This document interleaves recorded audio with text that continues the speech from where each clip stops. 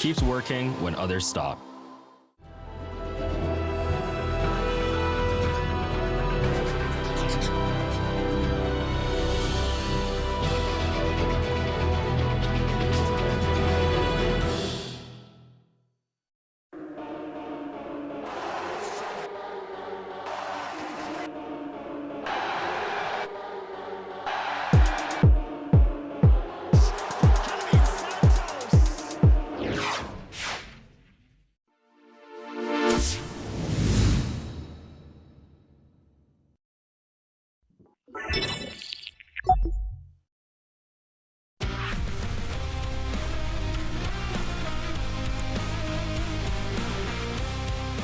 Another match day in the books in the Canadian Premier League. It was just a 3-game weekend, but Atletico Ottawa continues to roll, joint leaders in the Canadian Premier League after their 2-0 victory over Valour.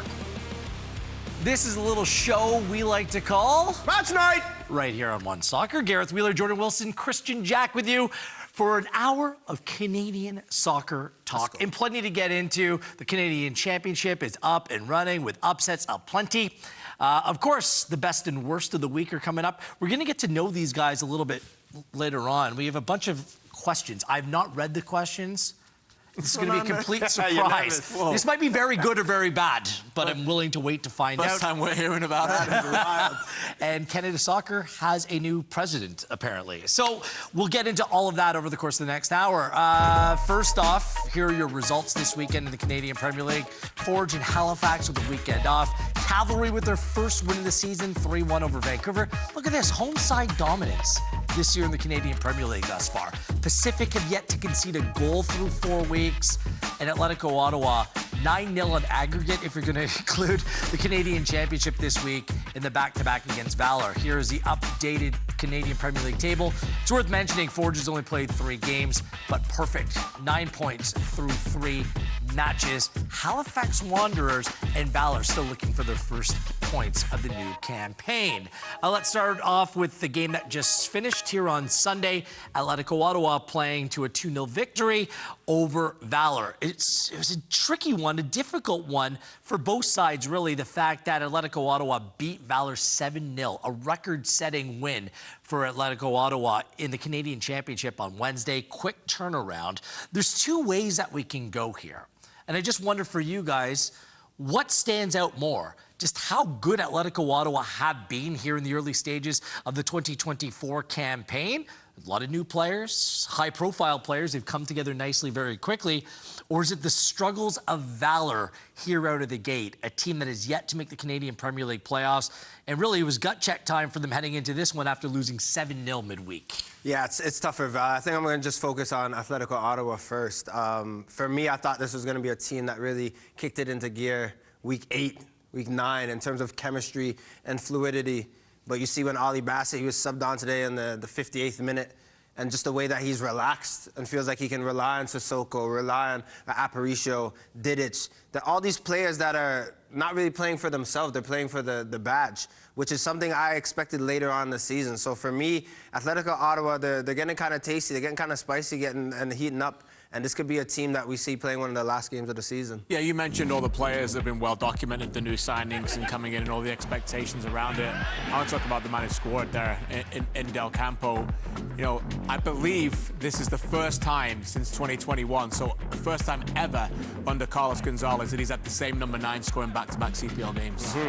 So that says everything about this team. You know, they haven't had the consistency.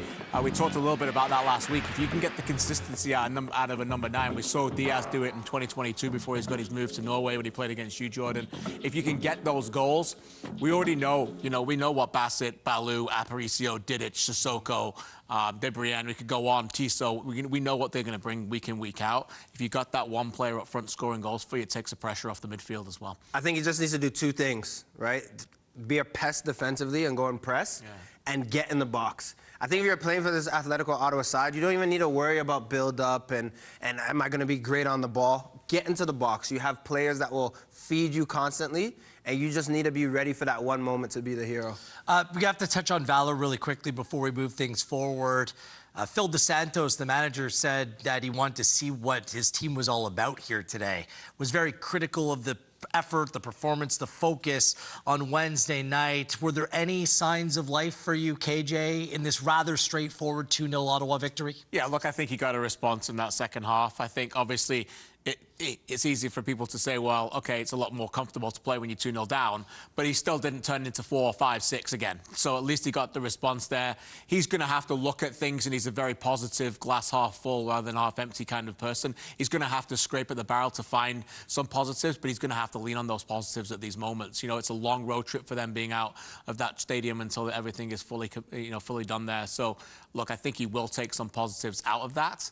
But in the end, it's still, no points again. Yeah, it's still so early for this Valour side, right? Phil DeSantos is looking at his team. I think you got to question who's really with him, who's really for the club, and put in. But it is better than the 7-0 shellacking that they received at midweek. But I just look at the goals as well. You want Valour's being tentative, and you want players to step up in moments. They got to figure it out soon. The onus is on the players. Now, some good news, or more good news for any good news, I should say, for Valour is that O'Keen, Mortakudis, Alcaron, they're going to be returning in short order. Huge help. They really need players like that in this Valour side. Let's move things forward to the regular season champions from a season ago. Cavalry with their first win of the new campaign, 3-1 over Vancouver FC. They also played midweek in the Canadian Championship as well.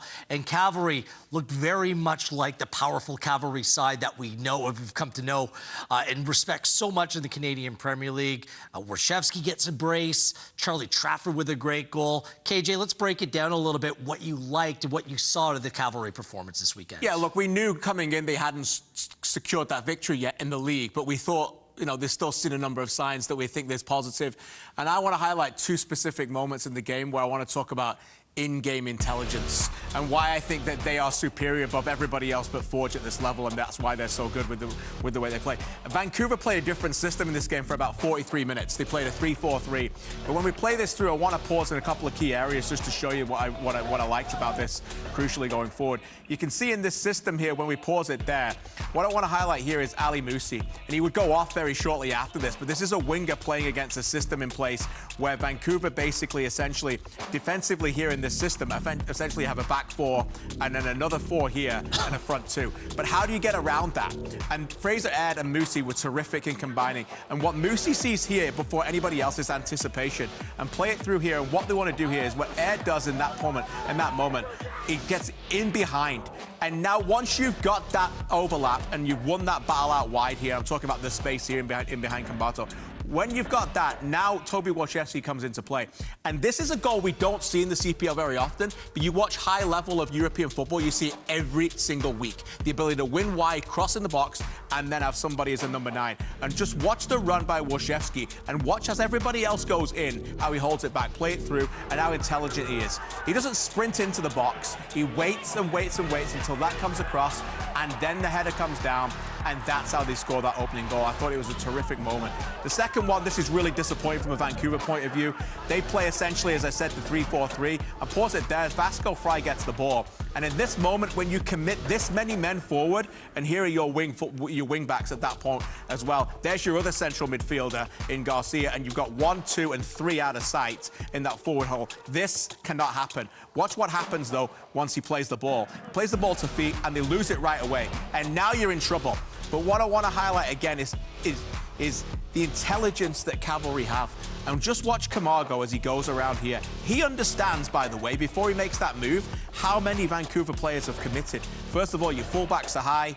Second of all, you've got one player here, there's a shadow, another one here, and there's your front 3 in Fisk, Dyer, and Diaz. And then you've got your midfield 2 that have committed as well. So you haven't got anybody else. Space. So now watch Camargo go and how Trafford goes it. And this is what, play it through, high-level transition football that you don't see very often in the CPL. And this is why I teased him last season, and he enjoyed it thoroughly, but I called him the vanilla Yaya Toure. This is Yaya Toure in 2013. Box to box. First goal for Cavalry, look what it meant. Look, you don't see a Charlie Trafford taking off. You see him as dictating the play, but there's ample of room that was given. And when a player of that caliber gets it, he punished. So a great goal from Cavalry, all in all. They're just smarter than most teams. Yeah. Vancouver, just the travels haven't been kind. Need to get back home and sort things out just a little bit. Exposed a little bit defensively at times, but I think they're going to be A-OK. Me too. As for Pacific, record holders, or record setters, I should say, in the Canadian Premier League, their first side ever to go 4 games without conceding a goal. What an accomplishment. What an achievement for one of the most attractive attacking footballing sides that we've known in the Canadian Premier League. The first time that's happened. And to do it at the start of a season. And to do it with 2 different goalkeepers as well. Different personnel defensively. No kidding. So a wonderful start to the season for Pacific. In fact, they gave up a goal in CanChamp, and it was to a League One British Columbia side in TSS Rovers. They beat York United. 2-0 was the final. Is this the new Pacific side? Is this going to be their MO now, like rock solid defensively? Like, what do you make of this? I think so. I think James Merriman understands that they have an attacking side. They've always had, even under Pamadou Ka. They had players that could go and score goals and that love getting on the ball and love to come inside and all these nice things. But I think you understand the Canadian Premier League, you have to be hard to beat. And if Pacific can keep that up, they'll be there in the end. Whatever that is the goal for coaches is to be in playoffs and be in good form, and you want to host. If you're a team, like, you can get results like this with Morris maybe stepping up and getting some goals, but you keep a clean sheet, KJ, you can dream as a squad. You can. It's definitely in a different kind of identity.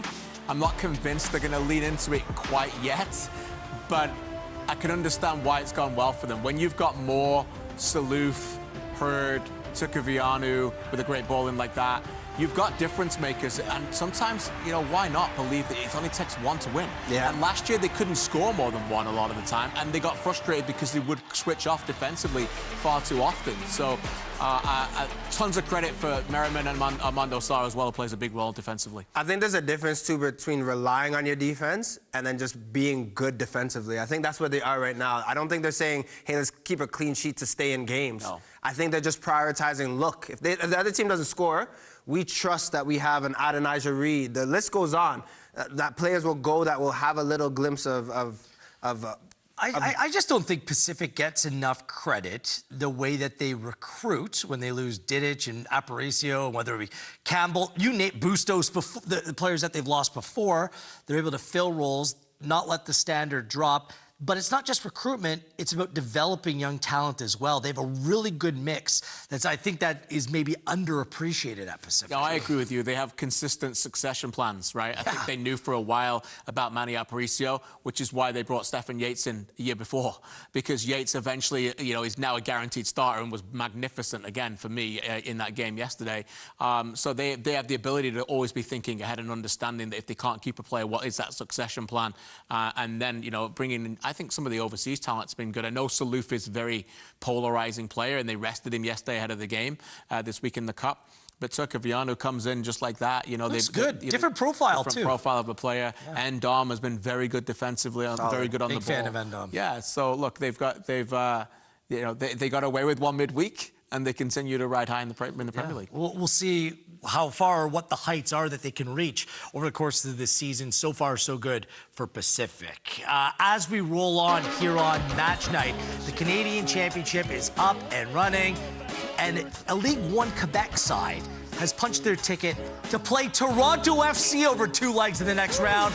Say, Laurent, wow! We're going to break it all down in our big story next.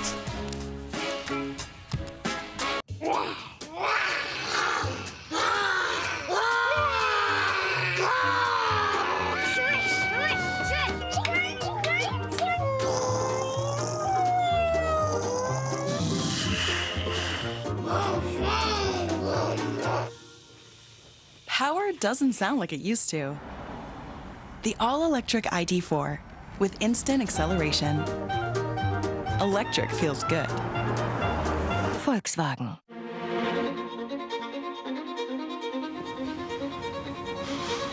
Do we really have any choice at all? Everyone has a choice, and every choice has a consequence. Which do you choose? Life's full of tough choices, isn't it? How do you choose?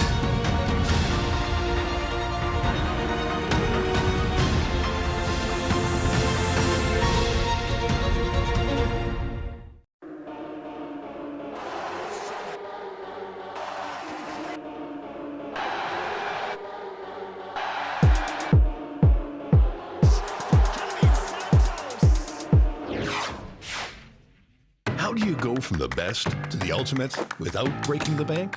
You choose the big, bold, ultimate taste of ultimate chicken sausages and hot dogs.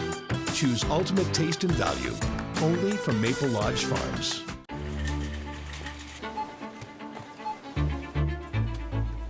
Would you like the extended warranty for $150? Go ad-free for $29.99. Only 3 easy payments of $49.99 if you act now. We make thousands of financial decisions every day. Each one affects bigger decisions tomorrow. Stay on top of it all with the CIBC Smart Account.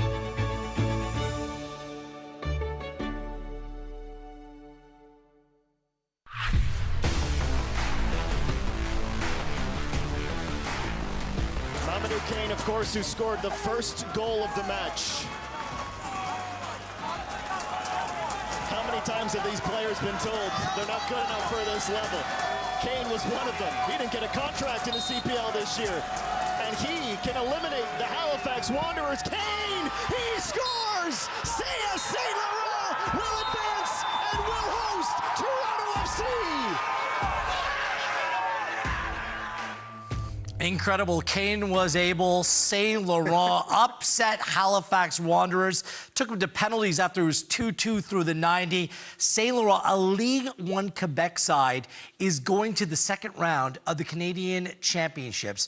Back-to-back years, TSS Rovers beat a Canadian Premier League side in Valour last campaign to do the exact same thing. It was just an amazing night all around. The energy felt around Canadian football when a story like this comes to fruition. A side that only joined that level in St. Laurent in 2022, the former club of Ismail Kone, and they're doing incredible things right now. Let's hear from their manager, Nick Rizaghi, and his comments, celebratory comments, post-match. I gotta tell you, it's everything, because technically our rivals in our province were rooting for us. Like, that's the one point everyone in Quebec understands this is important, because at the end of the day, we in Quebec know what we have to offer, you know, and that for us not to have a team, we're all on the same page that we deserve that. So it's bigger than St. Laurent, it's bigger than any of us, and we're all aware of that. So when we came here, we knew we weren't just playing for ourselves, and that's what's important. And to go next week and play DFC, it's just a chance for Quebec to be on the map for real and take it more seriously. I love those comments because you can be rivals, but there are so many hardworking people in football across this country that aren't at the professional level that want moments like this to provide recognition for the work that's being done that oftentimes becomes overlooked or underappreciated. KJ, you know, over the years, you've covered FA Cups before, you've been a part of the Canadian Championship for years. When you watch that game playing, and by the way, St. Laurent were deserved victors of that game. Totally, yeah. Very true. What was going through your mind? Well, I mean, for me, you know, I had a huge smile on my face. You know, I don't care who wins or loses the game. You know, for me, it's just, this is what a football culture is supposed to look like in this country, you know? It's supposed to be close. It's supposed to have different levels competing against it. Cup sets, close. The night before, Pacific narrowly beating TSS, the heartbreak of that for them. It was fantastic to watch. And, you know, back and forth, Halifax got their moment, but, you know, I think Nick put it really well and succinctly, better than I could ever do in his press conference. You could see that this was a team that was playing for more than just themselves. And that, in any level, any sport in the world, if you're playing for something that's more than yourself, you are a very, very dangerous opponent. And I got to give my buddy here, one of the greatest guys in the world, Mr. Jordan Wilson, who saw this coming. He saw it coming. I have to tell you, I got to give you my props, my friend, because you warned anybody, and I know Halifax were listening and they talked about it. I know that Patrice Geyser and his players, they tried to make this team out to be the biggest team in the world, and they tried to make it, but even then, even when Halifax stepped on that line, it was still another team that at the end of the day showed that they even wanted it even more. They wanted it, and they proved it. I think it's one thing stepping up to a big moment for CS St. Laurent, but in every aspect of the game, watching it and rewatching it back in the highlights, you could see the passion. Everyone had a chip on their shoulder. Everyone was doing it for their city or their province. And for me, that's what ended up ultimately putting them in that position to go and win it all. I'm elated for Quebec. I'm elated for this team. I also know going into this TFC in the 2 legs, like, it's an experience, right? But they deserved that. They deserved it by the effort that they put out. I mean, there were some top performances where, like, a number of these players could, not should, but could play at a professional level. 100%. Kane is at a taste, a former teammate of yours. Kwesi, go down the list of top performers in that game. And that's one of the big reasons why you heard from Rezaghi right there. There's a strong desire to have Canadian Premier League representation within the province of Quebec. It seems like a massive missed piece of the puzzle that's being built across Canadian football right now. Does this show you anything that we don't know already, KJ? Not really. It's no, just waiting, right? I think, I mean, obviously they're all aware of but we all are, no? We're all aware of what a special culture they have in that wonderful province for this beautiful sport, and the players, the caliber that they produce. So we've been lucky and graced to see them across Major League Soccer and Canadian Premier League and beyond, Jordan. So again, it's just reaffirming what the Commissioner Mark Noonan has said, is that you need an ownership group, right? And at that point, we know that when they build it, they will come. No doubt. And it's a running joke within the league, especially when I played as well. Like the French players, those from Quebec, they're all friends. They're all getting out of their deal some way or another and heading back to their province. And they want to play in Quebec.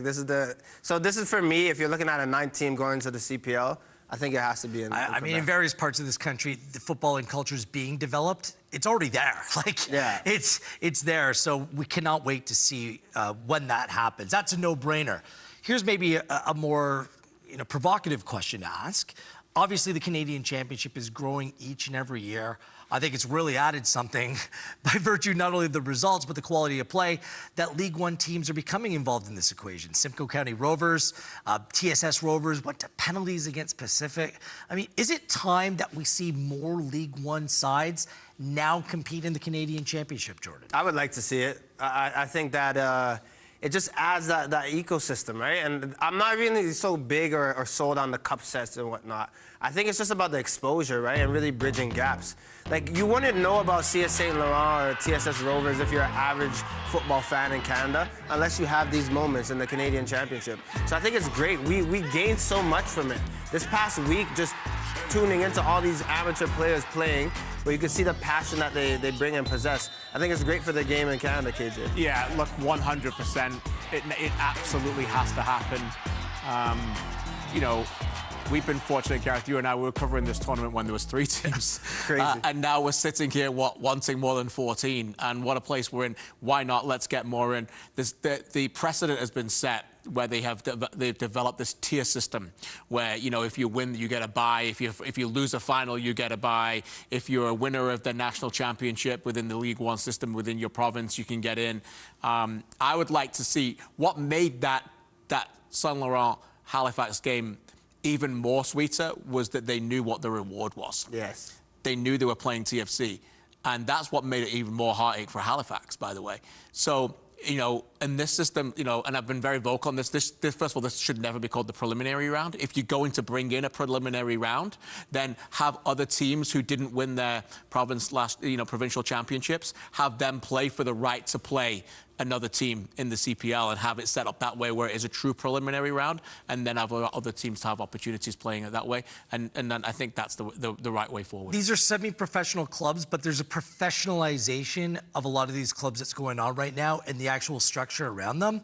It's going to cost, and not everyone's going to be aligned in the way that certain things are done, but this is the cost. This is the price that you need to pay in order to professionalize football across the board in this country. And a big part of that is facilities. Right? Like, that's what we're starving for, is more facilities that are capable of hosting significant matches like this. But when it comes to the fandom, like 2,000 Simcoe County Rovers fans making their way to BMO Field. They've already sold well over 2,000 tickets for Saint Laurent TFC in Montreal, played at Claude Robillard for this upcoming week. So the base is there.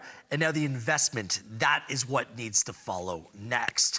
So Saint Laurent, the big winners of this week, Halifax Wanderers, knocked out of this competition. The team that finished 3rd in the Canadian Premier League last season has yet to win a game yet this season. Let's hear from their captain, Dan Nimick, on his assessment about his team's performance in the losing effort. Yeah, I think in the end it just comes down to the fight out there. We know they're not better players than us, they just wanted it more. And at the end of the day, that's what wins football matches. You can be as technical as you want, as good of players as you want, but if the other team wants it more than you, they're going to win the game, and that's what happened. We were able to score some goals today. That's a positive to take out of it. But yeah, we just haven't been good enough up until this point. We got to go back to the drawing board now, work harder than we ever have in training, fix things, hold guys accountable now. There's no time to hide now. It's do or die. So we got a lot of work to do, but we plan on fixing it. An honest assessment from a very good player in Dan Nemec. I thought he played really well in that losing effort as well. We should mention Patrice Geiser, their head coach, did not go to the podium to speak after that game as well. And the camera shot, just him devastated. You know what it means for him and the club and the city, and your heart went out to him in that moment. But where do the Wanderers go from here, Jordan? It's a big question. Look, I don't think all is lost. I think after week 4, and they've only played 3 games, but I think there's something that you should always bring to the table, which is this. That right there, your heartbeat. And I think that was lacking, especially in the match against CS St. Laurent. So you're looking at these professional players that definitely have quality, and Nemec said it. And I played against a majority of these guys, or a lot of them as well, and watched all of the games last season. You could see the quality. But if you don't show up every day with this, Wheels and KJ, it doesn't matter about what your feet do or how far you can run or how athletic you are. So I think as a team, they need to take this week and a half and really look at each other in the face and say, what are you trying to make of the season? Because if they don't come with heart, I can guarantee you they'll be at the bottom of the barrel. Whether that's 8th or whether that's 6th, it's in a place where they are underachieving.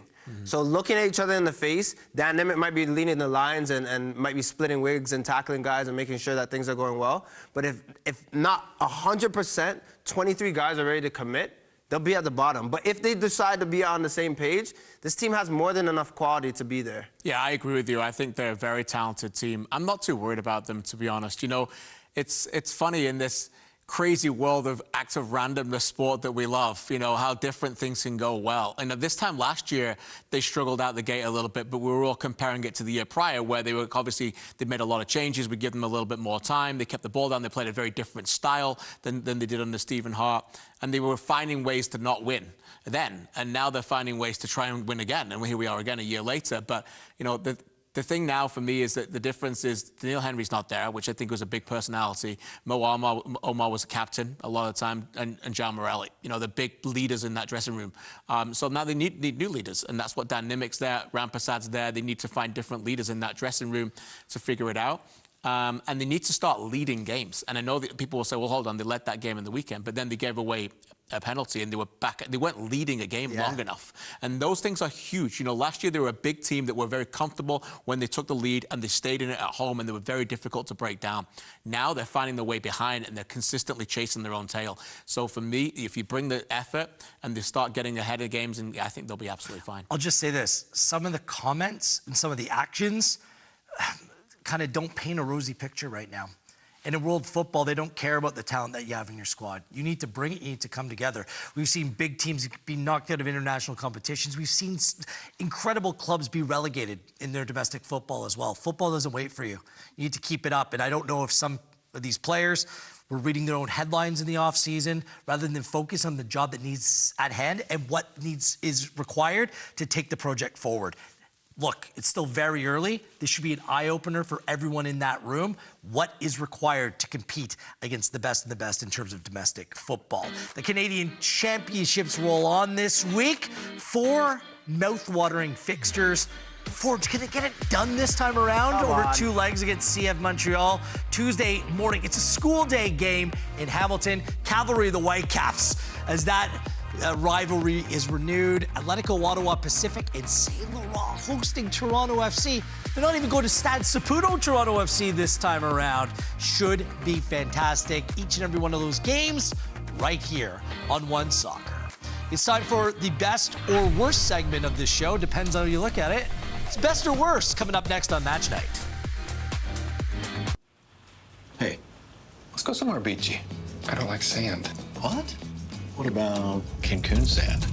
It's so soft. Or maybe Caribbean white sand. Sure. Ooh, Costa Rican sand. It's got dolphins. Costa Rica, then? Yeah, Costa Rica. Good choice. It was all him. With over 50 sunny destinations to choose from, we have a flight for that.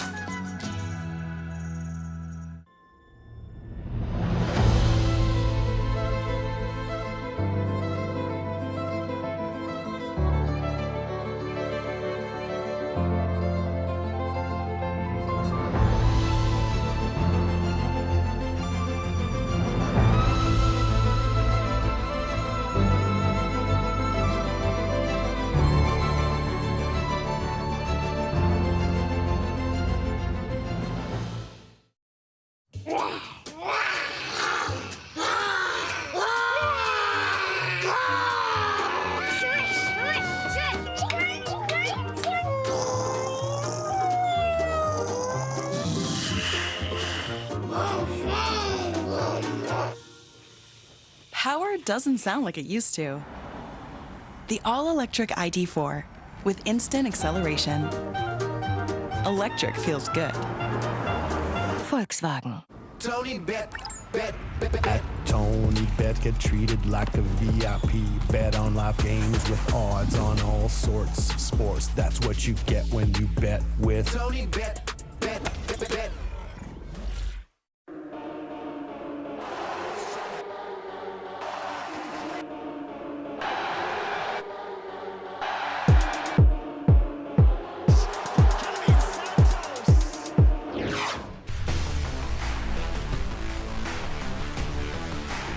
It's a segment everyone's talking about and messaging me about. It's called Best or Worst here on Match Night. Wheeler, Wilson. Just messaging KJ, you. Yeah, I was like... Just me. Only me. Champions League was back up and running last week. Another great game. Bayern Munich, Real Madrid played a 2-2 draw. Not a great night for our guy. The face of Canadian football, Alfonso Davies, doesn't start the game. More on that a little bit later in the show, but this moment, he goes to come into the game, he puts on the wrong kit. The wrong kit. 3 minutes ago, oh, wait, Alfonso, come back. Like, I'll come to his back here. He's not used to coming on to the... He's not 45, is he? Let's be honest. Yes, he's not. So... And it happens quick. I mean, ever happened to you? No, but an older player of mine once said I had the wrong jersey. Which one do you want? Which one do you want? You know, I'm partial to this one. I will say.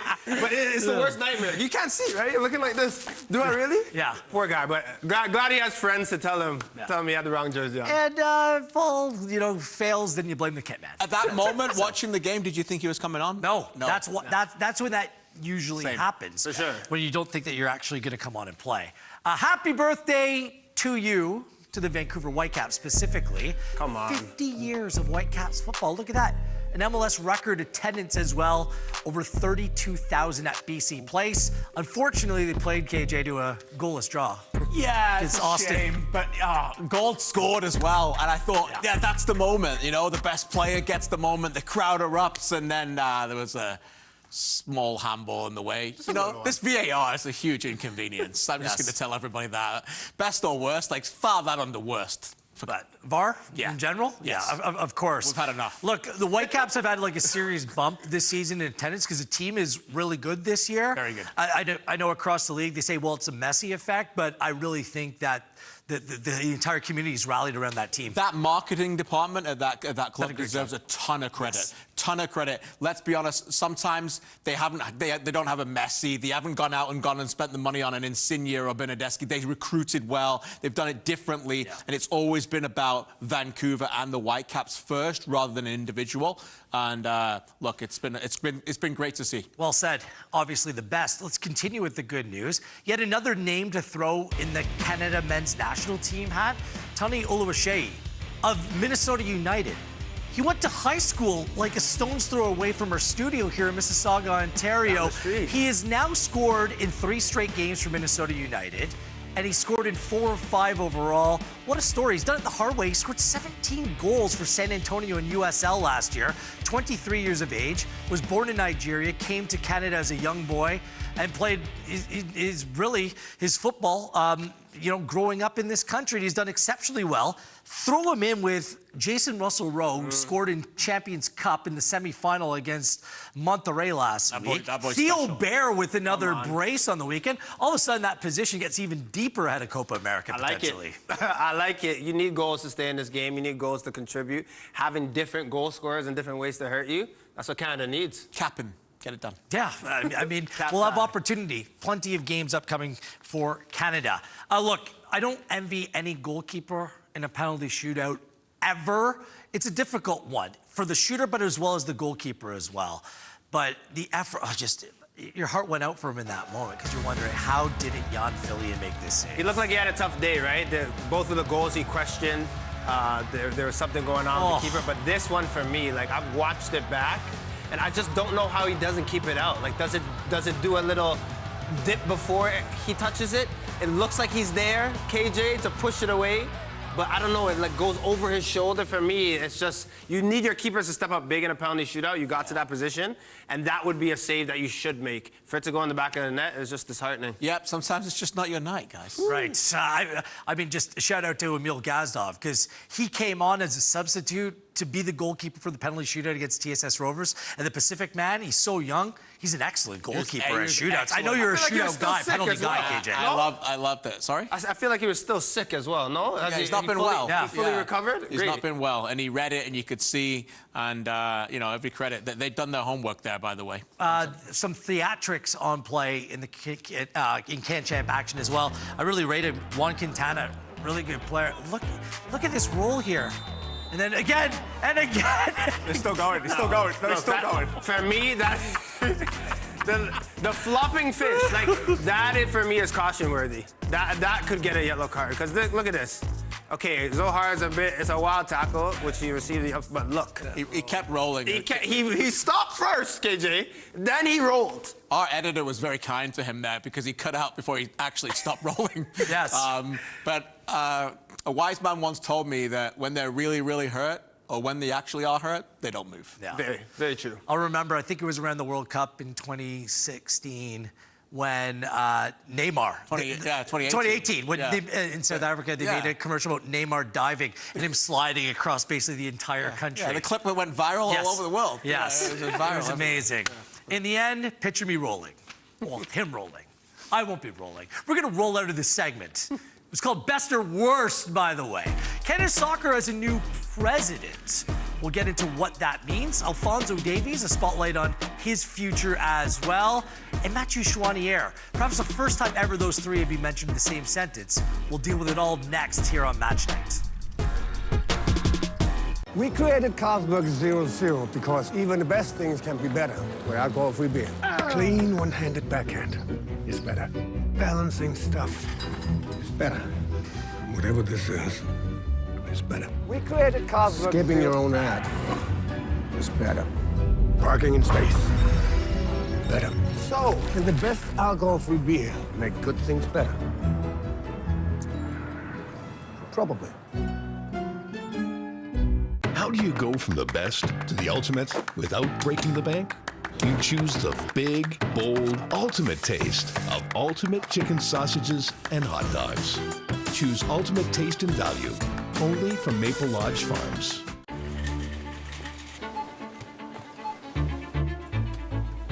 Would you like the extended warranty for $150? Go ad-free for $29.99. Only 3 easy payments of $49.99 if you act now. We make thousands of financial decisions every day. Each one affects bigger decisions tomorrow. Stay on top of it all with the CIBC Smart Account.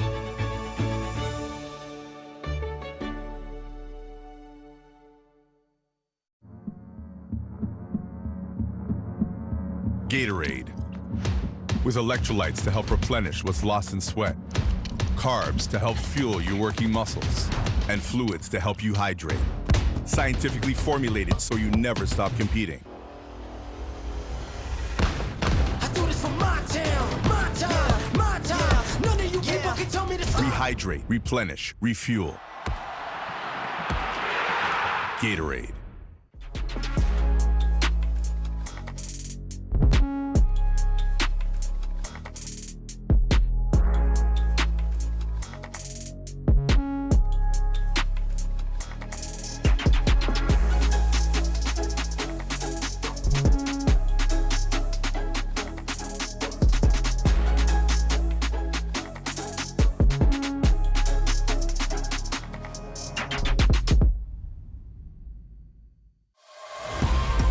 Degree, 72-hour non-stop protection.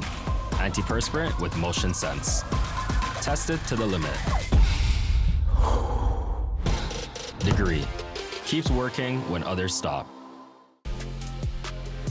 Welcome back to Match Night. This is Oh Canada, Oh Baby, presented by CIBC. Here are the results of Canada Soccer's annual meeting of the members, headlined by the election of Peter Agruso, the former Ontario soccer president as a new president of the Canadian Soccer Association. Charmaine Crooks bowed out before any vote was taking place.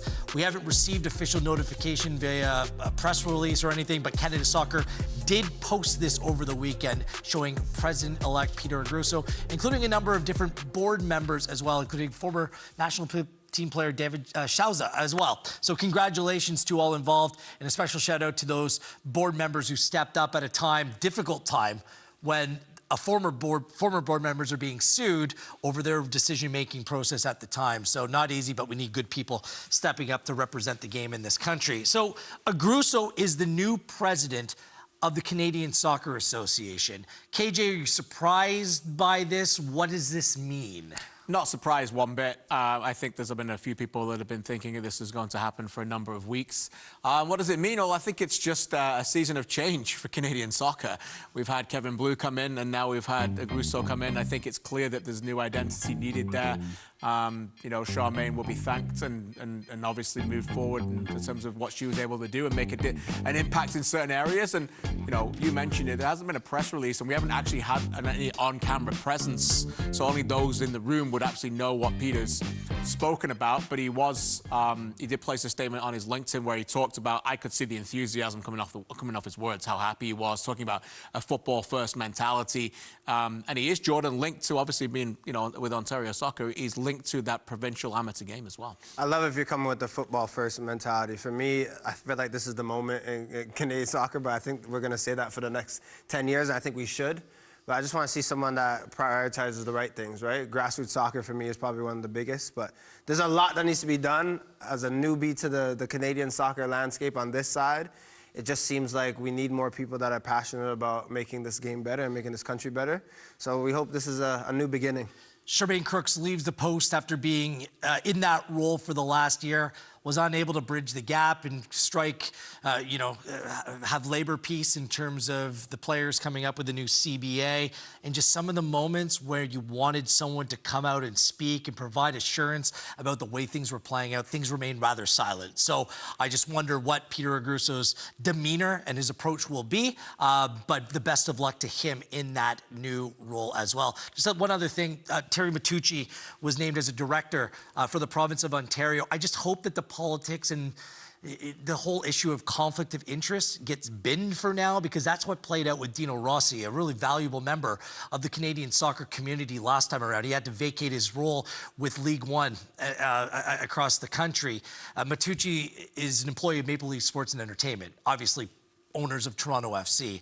So I wish her well in that role. I just hope that she is not forced into that vulnerable position that Dino was before. KJ, you've done a great job reporting on the national team head coach search, which continues to be ongoing. Any other news or notes? It's been slow a little bit, certainly slower than I could say the last 3 weeks. I haven't heard of any serious candidates that we've mentioned being withdrawn from that. Obviously, we just talked about what we've talked about with Canada Soccer. Have had a lot of priorities within their meeting in Montreal. I will say that it's important for people to realize that these names that have been linked with Canada Soccer are also seeking other jobs as well. And Canada are not the only international federation in the world looking for a manager. And what I mean by that is that when these names have come out, it's going to, and it has, by the way, sparked the interest of other federations that are looking to fill that. South Korea, for example, since Jurgen Klinsmann has left since the Asian Games, are looking for a high-profile manager, and it's interesting to me that some of those names may be considered for there. Nigeria was another one, and Nigeria, we all know, is a wonderful football country. They've been to 6 of the last 7 World Cups. They secured their manager with Finidi George, who is obviously the legendary player there. But an interesting note, Finidi George's coaching career is only in Nigerian domestic football with Enyimba, and he will continue to be that coach domestically of that club and take the men's national team job. So I just thought that as we sit sometimes here, and I think some people will get a little bit on a high horse here in Canada and think we need these big names. You know, Finidi George is a huge name in Nigerian soccer, but with very little managerial experience, and a wonderful footballing country like that went, no, what you've done for us domestically is enough, and he will lead the charge to get the Super Eagles back to the world. Incredible. Again, I'll go back to it. Like, what are they looking for? What are the expectations for the Canada job? I believe the Ireland job is still available as well. I'm not sure if that's being filled, so something to at the very least monitor. It was a tough week for Alfonso Davies. We showed you the jersey. I mean, it happens over time. But what's more disappointing for Alfonso Davies is he only played 3 minutes of that Champions League game. And then he ends up playing 19 minutes on the weekend when they play Real Madrid in the return leg this next week, and Bayern Munich lose again. Like, you just kind of, you read the tea leaves on the situation that is. Thomas Tuchel, the manager of Bayern Munich's leaving at the end of the season as well. Is he just sending a message to Davies here, KJ? Like, what do you make of this? Because certainly Davies makes their team better when he plays. Yeah, 100%. I think, you know, Alfonso Davies will be the first to say that he doesn't guarantee his name on the team sheet for an enormous game like that. But I think, as you said, reading the tea leaves, we've heard publicly now with all the change of leadership at Bayern, and they've been through arguably their biggest change of leadership in the history of that storied club. And I don't mean on the field, I mean in the boardroom and the back room staff, and a little bit of that public discussions that they had with the agent coming out saying, is this the last offer that you came in? So it doesn't look on the surface, and again, as jurors who only can kind of look at what the evidence we have, it doesn't look like it's a great resolution. Look, I've seen bigger U-turns in football, and I wouldn't be surprised if he signed again, but at this point, particularly when he was playing the club that is heavily linked to taking him, I certainly, Jordan, wasn't surprised to see him on the bench in a game against Real Madrid when many people start thinking he's going to be playing there. No, absolutely not, KJ. And also, too, you want to think that this doesn't matter for you. Just look at Alfonso Davies and you're like, oh, this is a great left back, play him. But there's so many things. When you have a contract or you want to renew a contract and you don't take it, you're viewed as that as well. Like, Bayern Munich have to go and maybe look at other players that might come in and replace Alfonso Davies. People from the outside looking in at football be like, oh, well, he's there now and he's a player that has played for you, so you're going to play him. But clubs are always going to protect clubs and look at the bigger picture. I just feel he would have started that game if they were playing anyone but Real Madrid. It was just the Tuchel, Real Madrid scenario. So I think they need him in the second leg against Real Madrid if they want any, or that they stand any chance of advancing to a Champions League final. Some big news coming out of Major League Soccer pertaining to a very important Canadian player, a Mathieu Choiniere. I believe Tom Bogert of The Athletic had it first that Choiniere wants out, or at the very least a new contract. He's at odds with CF Montreal. It's been reported that CF Montreal offered him ballpark $350,000 in terms of a new contract or a contract extension. And Mathieu Choiniere, he expects a contract upwards of $600,000. Is this just part of the negotiation process here, or do you think that Choiniere is on his way out of Montreal? Can I say a bit of both, and you won't kill me? Fine. I think a bit of both. I think this is what happens. I think this is what happens when you're a quality player and you know what you bring to a squad. I think this is what happens when you feel maybe you're underpaid. And also, if you're looking at it from the CF Montreal standpoint, if you know that you have a player that's quality, but he still has a year and a bit, KJ, left on his deal, it's like, what do you do at that point? Do you just pay him what he would want? Do you just finish the end of your tenure and your contract? This happens all the time in football, right? You put a price tag on someone and you say maybe in the next 3 years they're going to be this. But in a year and a half they've taken a big jump. The player says, look, like, I'm ready now. Or the club says, well, look, this is what we're going to pay you. This happens all the time in football. So I think that he would want to be at home and be playing for CF Montreal. But I think the number one thing that a footballer wants is to be valued, to know that where they're playing and the price tag that they have on their head is justified. Yeah, look, you can talk about it, but at levels I can't, right? So you can talk about it from with different money, from the football. Not the same type of money, but yeah, footballer. Different. I look at it a different way, and I look at it with a little bit of pity that it got out. Yeah. You know, ultimately, how did these things get out, right? They're having conversations behind closed doors, they're disagreeing, and eventually someone has leaked this because they want to have an ability to try and win the battle of public opinion. Now, Laurent, the head coach of Montreal, was addressed this in Friday's media conference and seemed to think that Mathieu Choiniere absolutely wants to stay. And why wouldn't he at this point? You know, there are issues right now with them winning games, but it's still his hometown club. He's playing every week. That is his best ticket to get in the Canadian men's national team. He's a phenomenal player for what they've been doing. And yes, he is underpaid. You know, ultimately they hold a club option next year, I think, for $250. And he's worth more than that in MLS, and it's undoubtedly. So my hope is that it just gets resolved. These kind of things, if you're a fan right now, particularly in the current climate of financial distress that a lot of people are in this country, you don't want to hear it. You know, you don't want to hear your hometown boy going head-to-head with your club. You just don't want to hear that, right? And if you're a club, you don't want that to get out either because it affects your brand. Ultimately, when you're building a club of the stature that Montreal are trying to do, and they need people in the seats to follow the players that like Choiniere, this just needs to get wrapped up behind the scenes and get done. By the way, shout out to Christine Roger, who came up with the numbers or did the research and reported on the numbers of Radio Canada as well. Choiniere, the player of the year for CF Montreal last year. He's been class. He has been class, but CF Montreal traditionally, you know, are very diligent in terms of their negotiations. Yeah. They don't oftentimes overpay players, which is part of their strength, but could obviously open themselves up to weakness as well, and conceding 4 against Nashville this weekend, just the timing, just not right. Worst timing for CF Montreal. One Soccer today, Mondays and Thursdays at 7 p.m. right here on One Soccer. All right, I don't know what to expect from this next segment. Excited. It's a final score. I hope that you're keeping score at home. We're putting KJ and Jordan on the hot seat next. Oh boy.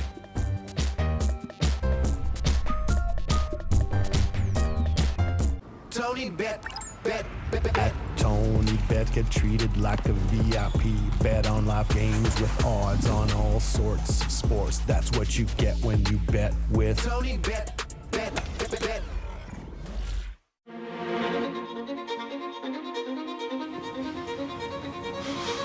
Do we really have any choice at all? Everyone has a choice, and every choice has a consequence. Which do you choose?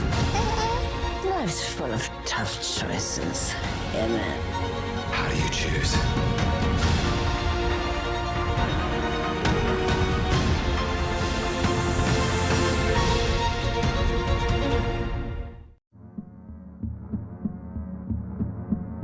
Gatorade.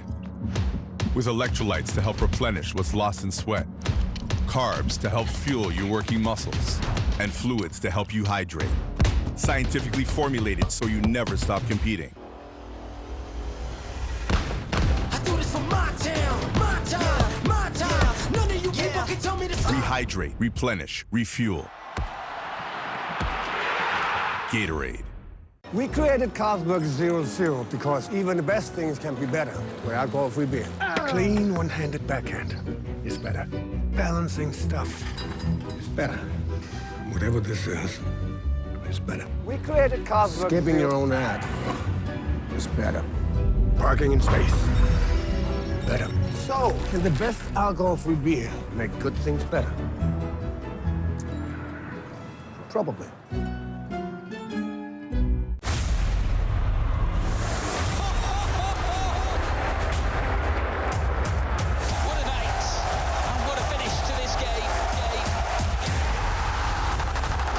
Some ugly scenes here.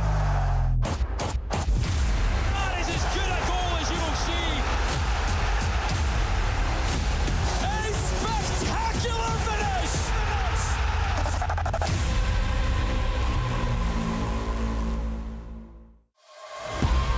finish! Degree, 72-hour non-stop protection. Antiperspirant with motion sense. Tested to the limit. Degree. Keeps working when others stop. This is the final score presented by Tony Bet. Here's a reminder of how things finished up this weekend in terms of Canadian Premier League action. Remember, you can win $100,000 or a trip to the 2024 Canadian Premier League final by playing Tony Bet's Canadian Premier League Predictor. Visit predictor.canpl.ca for more info. Wheeler, Wilson, KJ with you. You all know our good friend Oliver Platt. Not an old, Ollie. fantastic analyst slash reporter slash Mr. Everything here at One Soccer. Also happens to produce this show as well. He came up with a brilliant idea. Oh, I think it's a brilliant idea, even though he didn't pass it by any of us, to do like quick fire questions so we can get to know one another a little bit better. How cute. Or you can get to know us a little bit better as well. He wrote out all these questions. I haven't even read them yet, and you guys have no clue what we're gonna ask. Oh boy. So love it. Let's start off. The most impressive stadium you have ever visited. KJ. Wow. Look at this guy. You've been everywhere. Camp Nou. Camp Nou? Jordan? So if I say Halifax grounds, Wanderers grounds. For me, no, I think I'm gonna have to say Copenhagen Stadium. That one for me is top notch. Old Trafford. Oh, that one wins for sure. I was going to go with Villa Park, but that's more vibes, Could've though. gone Villa Park. Like it's Definitely. a great stadium. It's great. All right. Jordan, we'll come to you first for this one. The team you dreamed of playing for? Arsenal. FC. 100%. If I have to be specific, I'm saying the Invincibles as well. What role would you play to that team? I'm right bench for sure. I'm there giving Patrick Vieira a towel. This question for me, I don't think I'd really dreamed of ever. Get in the squad, KJ. Aston Villa, I guess. Aston Villa? Is there a time though, KJ? Like, is there a time when I knew I couldn't play? No, a time where like you would when I want was to get 10? to the Aston Villa side. Like a certain period. like 1992. Okay. Yeah, like when we almost beat Man United for the Premier League. You know. My answer is simple: playing for Canada. Oh, I made it provincial. I played provincial, but that's a big one. I couldn't take that next level. Get a cap. And we didn't have opportunities back then, kids, that you have today. Caveat there. KJ, the Canadian Premier League player you would trust to take a penalty with your life depending on it. We have the same one. Wow. We have the same one. Do we? I think. Who's yours? Toby Wachewski. Oh! Pen? Okay. Mine was going to be Ollie Bassett. Yeah, that's what I was going to say. I put my life on that one. Yeah. I trust him. I was behind the net last year when he missed against Gazdov. Oh, so right. that's probably why. Yes. Have you seen how Wachewski smashes in pens? Yeah, he hits them. Woo. He hits them well. Like that breaks nets right there. He hits them well. The other one that came to mind was Danny Nimick. Dan Nimick's pretty I impressive. trust him, He's too. cold as ice. It's a good question. All right, Jordan, your greatest football memory, personal or professional? What's your best memory? Greatest football memory? Oh, I don't know. I don't want to be Arsenal heavy, but I remember, it's fine. That's fine. I remember like when the Invincibles won and they had their undefeated season. I remember saying like, this is what football's about. Like seeing Thierry Henry, like Patrick Vieira, Perez, like these guys are just winners. I remember saying, man, I want to get to that stage, and then I didn't. But the favorite thing about this job for me, where I've been blessed to talk about this sport and write about this sport for 25 plus years, and it has been a blessing, is the favorite thing for me to cover is winners. Yeah. And when they get over the line and they lift the trophy. And, you know, it brings tears to my eyes sometimes when I get to be able to help, bring those stories. And thankfully, you know, I've been able to do that. Champions League finals, World Cups, everything. But as a fan, as a 16-year-old, when you see your club win a cup inside Wembley, that was pretty special as well. You're sobbing, weren't you? You know what? Like, that's, you know, for me, and you know, I always say this, even in this era where fourth places are celebrated to make a Champions League spot next year, it's got nothing on winning cups, nothing on the competitions, because you can never take away what that feeling's like. And tradition. Every single time I get the blessing of interviewing players and talking about, talking to players about that, you know, Atiba Hutchinson's just come to mind because his great book's coming out this year, and I'm on a chance to read it at the moment, just getting ready. And you know, when he talks about winning and how he learned how to win in Copenhagen, you know, we mentioned about, you know, that set it up, and you know, that's what sets it up, right? That's what separates those. When players are done and they finish their careers, the highlights are what it was like to do it with their mates and their teammates that they're forever linked with by winning trophies. Do you know what's better than Invincibles? Yeah. Winning the treble. Yeah. 99 Ollie, Barcelona. Also, I've had the privilege of covering the 2010 World Cup in South Africa. Being in that country at that time from start to finish was just an incredible memory. Nelson Mandela coming onto the field during the final. I mean, that's an unbelievable experience. Finally, most surprising start to the season. Toronto FC or the Halifax Wanderers. Different, sides of the equation here. Is it TFC's start, KJ, or is it the fact that Halifax has struggled? More surprising. I think it's Halifax for me. Yeah, for me. I always felt TFC had an ability to go to another level. It was always rock bottom last year, right? And they found a way to be defensively solid in a league that I think is it gives you opportunities to be competitive. We usually agree, but I think it's Toronto FC. I think they're overachieving. I look at their roster and their squad, and I'm like, how are they scoring 3 goals? How are they squeezing out wins? And the fact that they're doing it, and they're not just doing it off of a whim, like they're doing it, you could kind of say consistently. I think that's incredible. Let's get Montreal winning, and then things are looking good in Canadian soccer. I like it. Most surprising start to the season is how good this show has been. Come on! Weeks, man. It's match night! Tight. Another weekend in the books. Thanks for watching, everybody. We appreciate it. We're back with Canadian Championship action Tuesday and Wednesday. What a here week. at One Soccer. And Match Night, we'll be back next weekend as well. Thanks for your support. Remember to continue to subscribe, like, follow One Soccer. On behalf of Wilson, KJ, and everyone here at One Soccer, I am Gareth Wheeler. This has been Match Night! Enjoy the rest of your weekend, Canada.